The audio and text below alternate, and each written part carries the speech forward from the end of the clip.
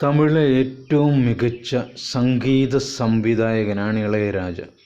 ഇളയരാജയുടെ പണക്കൊതി ഇത്രത്തോളം ആർത്തി മൂർത്തിട്ട് ഇയാൾ ഇവിടെ നിന്ന് കൊണ്ടുപോകും എന്നുള്ള രീതിയിലാണ് അയാളുടെ ഒരു ലെവൽ കണ്ടു കഴിഞ്ഞാൽ.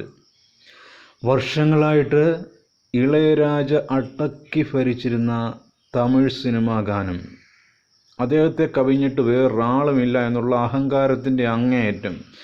അവിടെ നിന്നൊരു അടി അദ്ദേഹത്തിന് പറ്റിയത് AR റഹ്മാൻ്റെ വരവാണ്. ആ AR റഹ്മാൻ്റെ വരവിനൊരു കാരണമായത് രജനീകാന്തിൻ്റെ സിനിമയിൽ സംഗീതം നൽകിക്കൊണ്ടിരിക്കുന്ന സമയം, രജനീകാന്തിൻ്റെ സിനിമയുടെ സംഗീത സംവിധാനം നടത്തിക്കൊണ്ടിരിക്കുന്ന സമയത്ത് രജനീകാന്ത് അദ്ദേഹത്തിൻ്റെ സ്റ്റുഡിയോയിലേക്ക് വരുമ്പോൾ ഇറങ്ങിപ്പോടാ റാസ്കൽ എന്ന് പറഞ്ഞുകൊണ്ട്, റാസ്കൽ എന്ന വാക്ക് ഉപയോഗിച്ചില്ല, ആ ഒരർത്ഥത്തിൽ പറയുകയും രജനീകാന്തിന് അത്രത്തോളം അത് നാണക്കേടുണ്ടാവുകയും ചെയ്തു.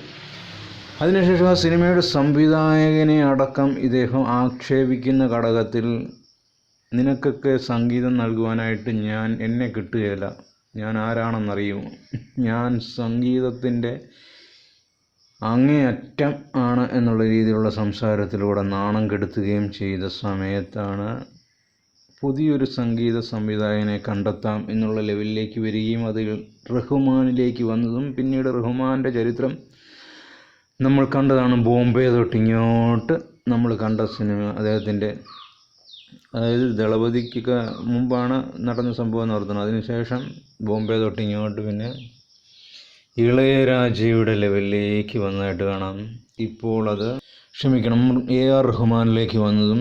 ഇപ്പോൾ റഹ്മാൻ്റെ കാര്യത്തിൽ ഇച്ചിരി മങ്ങ ഏൽപ്പിച്ചുകൊണ്ട് നമ്മുടെ ജയിലർ സിനിമയുടെ സംഗീത സംവിധായകൻ്റെ കൈകളിലേക്കൊക്കെ എത്തുകയും ചെയ്തിരിക്കുന്നു.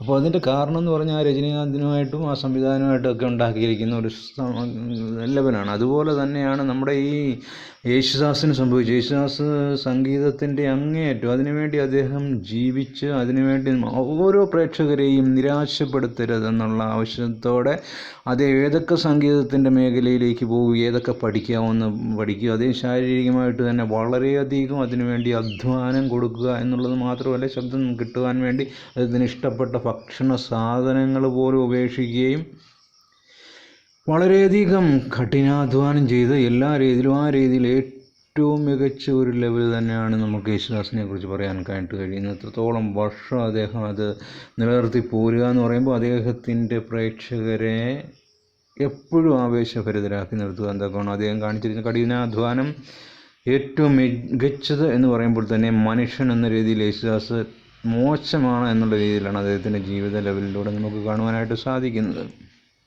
ആ യേശുദാസിനും ഇതുപോലെ തന്നെ പ്രിയദർശൻ ആദ്യകാലങ്ങളിൽ സിനിമാ സംവിധാനത്തിൻ്റെ ലെവലിലേക്ക് വരികയും അദ്ദേഹത്തിൻ്റെ ഒരു സിനിമയിൽ പാടണമെന്ന് പറഞ്ഞപ്പോൾ ഇതേ ലെവലിൽ തന്നെ പ്രിയദർശനെ ആക്ഷേപിച്ചു വിട്ട സമയത്താണ് NG ശ്രീകുമാർ ജന്മം കൊള്ളുന്നത്. പിന്നീടുള്ള ചരിത്രം നമുക്കറിയാവുന്നതാണ്. ഈ ഇളയരാജയെക്കുറിച്ച് നമ്മൾ പറയുമ്പോൾ നമ്മൾ ആദ്യം തന്നെ അത് പറഞ്ഞതിൻ്റെ കാര്യം, പണക്കൊതി എന്ന് പറഞ്ഞതിൻ്റെ കാര്യം, അത് ആവശ്യത്തിനധികം പണം ഉണ്ടാക്കിയെങ്കിലും പുതിയതായിട്ട് വരുന്ന ആൾക്കാർ അദ്ദേഹത്തിൻ്റെ സംഗീതത്തിൻ്റെ ചില കാര്യങ്ങളൊക്കെ എടുത്തുപയോഗിക്കട്ടെ. ആ പാട്ടിൻ്റെ അതിൻ്റെ അവസ്ഥയൊക്കെ കഴിഞ്ഞല്ലേ, വർഷങ്ങൾ കഴിഞ്ഞല്ലേ. പക്ഷേ അദ്ദേഹത്തിന് അത് പറ്റുകയില്ല. ഞാൻ പാടിയ പാട്ടിൻ്റെ ഏത് പാട്ട് ഒരു ഗാനമേളയിൽ പോലും പാടിയാൽ, യേശുദാസും അതുപോലെ ചില കാര്യങ്ങൾ വെച്ചായിരുന്നു, അത് വിജയിച്ചില്ല.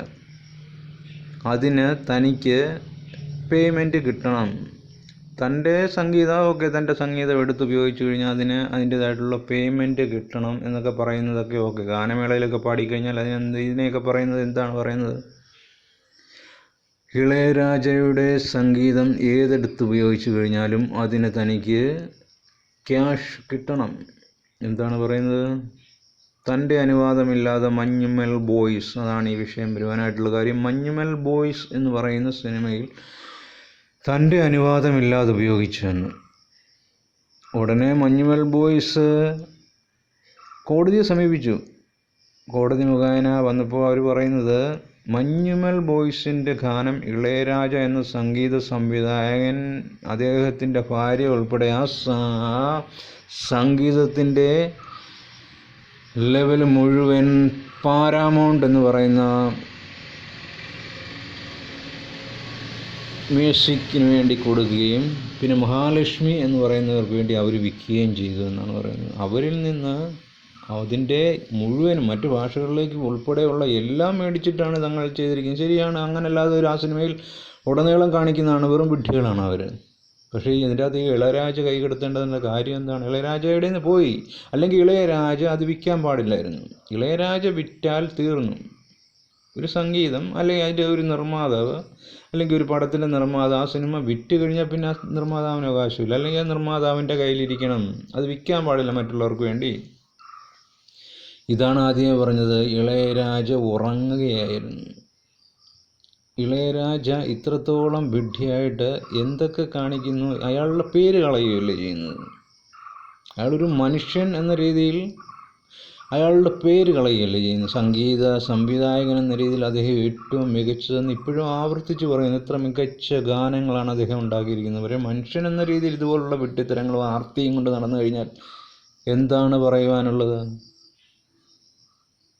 ഒരാൾ ജീവിച്ചിരിക്കുമ്പോഴും മരിച്ചു കഴിയുമ്പോഴും അവരുടെ യഥാർത്ഥ ലെവലാണ് നിൽക്കുന്നത്. അത് മനസ്സിലാക്കാനുള്ള സാമാന്യ ബോധമെങ്കിലും ഇവർക്കുണ്ടാകട്ടെ. അല്ലാതെ തങ്ങളെക്കുറിച്ച് തങ്ങൾ തന്നെ ഞങ്ങൾ അങ്ങനെയാണ്, നല്ലവനാണ്, മിടുക്കനാണ്, മറ്റേതാണ്, മറിച്ചതാണെന്ന് പറഞ്ഞാൽ മിടുക്കനാണെങ്കിൽ മിടുക്കനായിട്ട് നിൽക്കും. അല്ല എങ്കിൽ അവൻ കുറ്റം പറയുകയും കളിയാക്കുകയും സ്വാർത്ഥ താല്പര്യമാണെങ്കിൽ അങ്ങനെ നിലനിൽക്കുകയുള്ളൂ. യഥാർത്ഥ മനുഷ്യനെ മനസ്സിലാക്കാൻ കഴിയുമെന്നുള്ള തിരിച്ചറിവെങ്കിലും ഇവർക്കുണ്ടാകണം.